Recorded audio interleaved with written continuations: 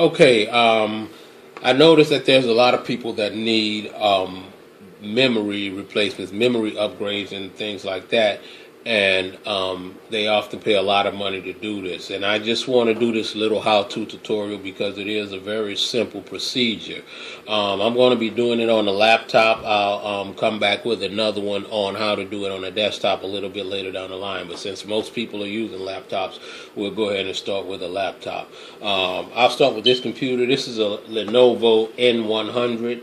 And all you really need to do, and this is pretty much the same for most computers, if you flip the computer over, you will see that there's generally a few different panels on the back. Now, this varies depending on the laptop that you have. Sometimes there's one big panel, sometimes there are multiple panels, sometimes you actually have to go in from the keyboard to get to the memory, and that's a little bit harder than what we're going to show you here today, but we'll also put that in another tutorial for those of you that have that type of laptop.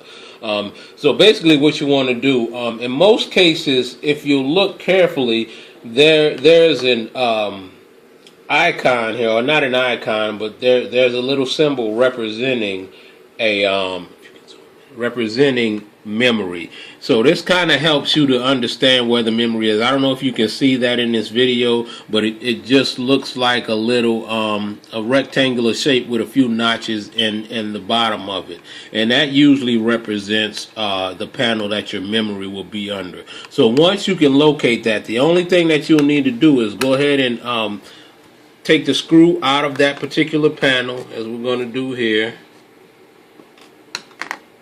Once you have the screw out, just go ahead and pop it open.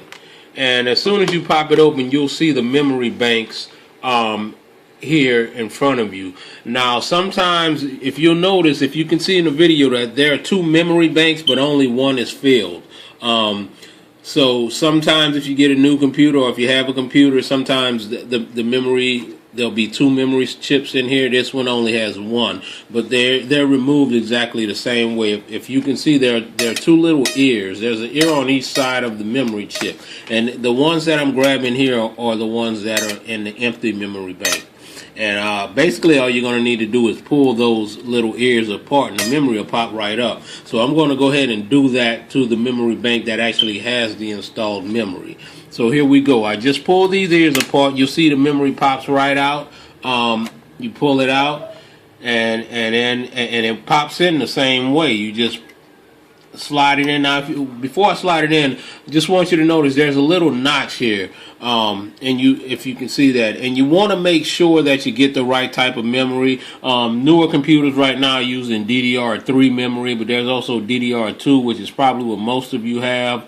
DDR1 is for the older computers, and a couple of other types of memory. But either way, if you're going to purchase new memory for yourself, you definitely want to make sure that you get the right one, because the other types won't be compatible, but they won't even allow you to put them in because the notches are in different places on each one. Another thing I do want to mention to you is that when you get your new memory, you want to try not to touch the connectors here. I think this is copper connectors. You want to try not to touch that. Generally, if you do, nothing major happens, but it is a possibility that through static electricity or some other thing you could damage your memory. So if at all possible, try not to touch that. Again, notice where the slot is, and also you want to notice that you'll see the notch here in the memory bank. So you want to make sure those are lined up. I mean, so you can't really put it in wrong. If you put it in the wrong way, it's not going to fit correctly. So if you have it going the correct way, you'll see that it slides into place pretty easily. Once it's in place, just push it in tightly to make sure that it's secure against the base of the memory bank. And then it's just as simple as pushing the memory straight down. Those ears will catch it, they'll clamp it in, and your memory is locked in. And really, that's all there is to it. There's no configuring, there's none of that. Everything is automatically configured, everything is automatically done by the operating system. So whenever you need to change your memory out, it's just a matter of replacing that chip.